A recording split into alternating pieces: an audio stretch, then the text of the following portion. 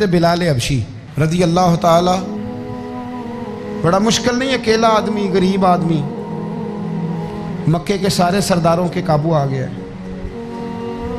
حضرت حسان کہتے ہیں میں نے خود اپنی آنکھوں سے دیکھا، حضرت بلال کے گلے میں رسی ڈال کے بچے کھینچا کرتے تھے۔ یار خاصا مشکل کام نہیں۔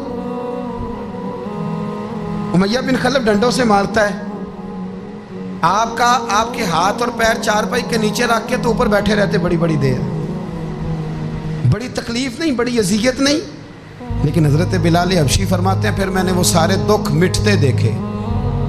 وقت بیت گیا، وہی امیہ بن خلف ایک دن گھوڑے پہ تھا، گھوڑے اپنے کو تیار کر رہا تھا، لگام ڈال رہا تھا۔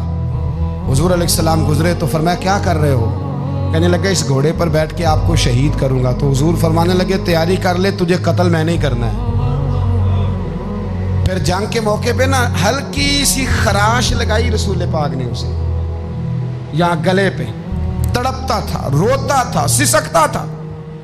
لوگ کہتے تھے امیہ کیا ہو گیا، اتنا سیانہ بندہ یہ کیا کرتا ہے؟ تو کہنے لگا تمہیں پتہ نہیں مجھے تکلیف کتنی ہے، ضرب تو چھوٹی ہے پر تمہیں پتہ نہیں لگائی کس نے ہے تو چھوٹی پر تمہیں خبر نہیں کہ لگائی کس نے ہے، کس نے یہ ضرب لگا دی ہے۔ پھر تڑپ کر سسک کر مرا۔